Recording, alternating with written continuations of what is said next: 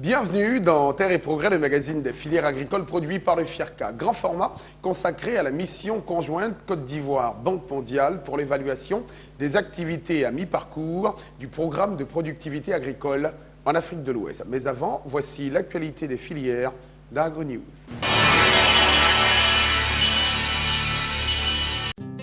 Le samedi 30 novembre 2013, l'ambiance était très festive à Bondiali. Le ministre de l'Agriculture, M. Mamadou Sangafoa Coulibaly, a procédé officiellement au lancement de la campagne de commercialisation 2013-2014 du coton graine. 360 000 tonnes de coton graine sont attendues contre 352 000 tonnes pour la campagne passée. Il a exhorté les acteurs de la filière à s'approprier la nouvelle réforme qui vise à améliorer le revenu des producteurs, conformément à la promesse du chef de l'État Alassane Ouattara. À cette occasion, le président du conseil d'administration du Conseil du coton et de l'anacarde, M. Bomba Mamadou, a annoncé les dispositions pratiques qui régiront la campagne.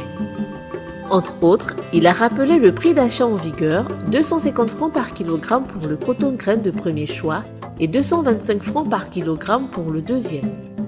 Il a en outre annoncé que seulement 5 structures, CIDT, Ivoire Coton, COIC, SECO, Urecosi, sont autorisées à livrer le coton graine aux usines d'égrenage.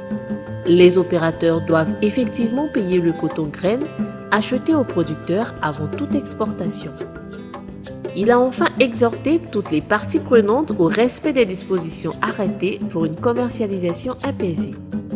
Par ailleurs, 133 agents de la société cotonnière Ivoire Coton, groupe IPS, ont été décorés dans l'ordre du travail par le représentant du ministre de l'Emploi, des Affaires sociales et de la formation professionnelle, Bagaté Bolou, inspecteur général. 49 producteurs de coton ont, eux, reçu la médaille du mérite agricole. Ces récipiendaires sont au service de la filière coton depuis 10 à 35 ans.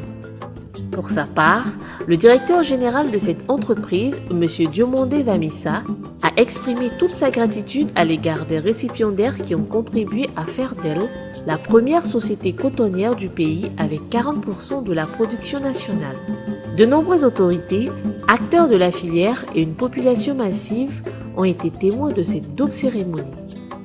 Du 16 au 22 octobre 2013, une mission composée d'experts de la Banque mondiale, du représentant du Fonds international de développement agricole, du ministère de l'Agriculture, du ministère délégué auprès du Premier ministre chargé de l'économie et des finances a fait le bilan à mi-parcours des activités du programme de productivité agricole en Afrique de l'Ouest pour la Côte d'Ivoire.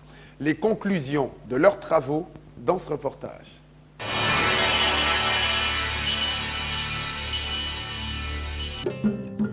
Le programme de productivité agricole en Afrique de l'Ouest, WAP, a pour objectif majeur d'assurer la sécurité alimentaire en Côte d'Ivoire et dans la sous-région. Dans le cadre de l'évaluation de ce programme, le WAP Côte d'Ivoire a reçu la mission conjointe Côte d'Ivoire-Banque mondiale du 16 au 22 octobre 2013, à l'instar des autres pays de la sous-région impliqués dans la mise en œuvre du programme. L'objectif de cette mission était de faire la revue à mi-parcours du WAP 1B et de superviser la mise en œuvre du WAP 1C. Pour ce faire, la mission conjointe était composée des experts de la Banque mondiale, du représentant du Fonds international de développement agricole FIDA, du ministère de l'Agriculture et du ministère délégué auprès du Premier ministre chargé de l'économie et des finances. L'appréciation des activités du WAP Côte d'Ivoire s'est faite au travers des ateliers couplés avec des visites de terrain auxquelles ont été associés les bénéficiaires des spéculations retenues et les acteurs clés du WAP. J'ai bénéficié du projet des reproducteurs qui ont été mis à la disposition de certains éleveurs, pour pouvoir vraiment améliorer notre élevage au plan génétique. Auparavant, on avait des porcs qui parfois pouvaient faire 2 ans, disons même parfois 1 an et demi, je peux dire, et qui peuvent ne même pas atteindre les 100 kilos.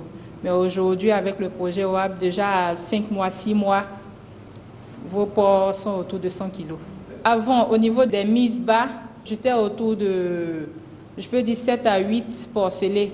Aujourd'hui, j'ai facilement des mises bas de 13, 14, et puis les porcelets surtout sont gros.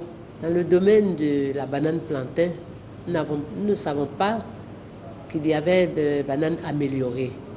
Donc, ils nous ont appris comment le planter Et vraiment, ça nous a donné une grande satisfaction parce que ça a vraiment donné et ça a réussi. Nous projetons vraiment que le WAP continue, mais puisque dans le domaine du WAP, il nous a encore donné du manioc, nous voulons qu'il nous aide à la transformation de ce manioc. Et le troisième point, notre association a plus de 99% analphabètes. Moi qui vous parle, je suis analphabète. J'ai appris sur l'État. Donc j'aimerais vraiment que les femmes soient alphabétisées parce que le développement passe par les femmes. Il se repose sur les femmes. Actuellement, nous avons 3 variétés d'igname. Mais nous avons commencé avec Centre Suisse en 2012. En 2012, bon, l'espace cultivé n'atteint même pas 25 mètres carrés. Mais nous avons pu avoir 3,5 tonnes. Et les 3,5 tonnes, bon, on n'a pas vendu parce qu'il y avait des villages qui en demandaient. Donc la NADER était passée prendre des ignames là pour distribuer aux autres parce que c'est comme ça, c'était passé et puis nous-mêmes on a eu. Mais la petite partie qu'on a récoltée, on a eu 8,7 tonnes. Au début, on avait des poulets, mais on ne savait pas que ça pouvait nous donner quelque chose en fait. Nous, on les élevait pour pouvoir avoir 2 ou 3 têtes pendant les fêtes. Mais lorsqu'ils sont venus nous ont expliqué, on a vu que vraiment, dans ce qu'on faisait là, on pouvait vraiment s'en sortir. Puis avec ce qui vient de commencer, au fur et à mesure, je sais que je n'aurai rien envie à mes frères ou bien mes amis élèves qui sont aujourd'hui professeurs ou bien instituteurs. Des échanges avec les plateformes des acteurs de production de manioc et de bananes plantain, respectivement à Dabou et à Goville, ont permis à la mission d'apprécier le niveau d'implication des bénéficiaires dans la mise en œuvre du programme, ainsi que l'intérêt manifesté par ceux-ci. Dans le cadre de la production de matériel végétal de bananes plantain, le WAP 1B a formé des pépiniéristes et installé des parcs à souches dans les zones productrices de bananes plantain. La visite à l'un des pépiniéristes de bananes plantain et d'une parcelle communautaire de production de boutures de manioc a mis en exergue le dispositif mis en place par le WAP Côte d'Ivoire pour fournir aux producteurs des plants de qualité et en quantité suffisante. Par ailleurs, des parcelles tests d'évaluation participative de variétés de riz et les travaux de réhabilitation du centre de formation à la mécanisation agricole CFMAC visités ont donné à la mission conjointe un aperçu détaillé des actions entreprises par le renforcement des capacités des acteurs risicoles de la sous-région et de vérifier le comportement des variétés de riz introduites en Côte d'Ivoire à partir de la Guinée et du Mali. Au niveau du WAP Côte d'Ivoire, le taux de décaissement au 30 septembre 2013 est de 23% pour le WAP 1C et de 43% pour le WAP 1B. L'ensemble des activités menées sur les 6 spéculations retenues ont permis de toucher à ce jour 142 000 bénéficiaires, dont 29% de femmes pour le WAP 1B.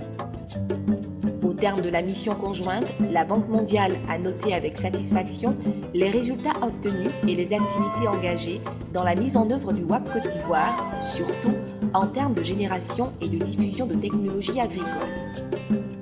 Pour la mission, l'engouement constaté sur le terrain est un gage de succès de l'achèvement de la mise en place du dispositif en vue de la sécurité alimentaire en Côte d'Ivoire.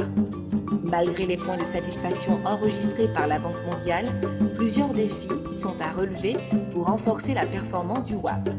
Aujourd'hui, avec les technologies sur le manioc par exemple, on peut doubler la production. On a vu des femmes sur le terrain qui font de la banane plantain et du manioc et qui sont passées au triple de la production. Donc c'est même pas doublé, c'est triplé la production. Le défi maintenant, c'est d'accélérer l'adoption de ces innovations pour assurer qu'on va avoir une large couverture des producteurs et des surfaces qui sont utilisées par ces filières de façon à avoir un impact macro.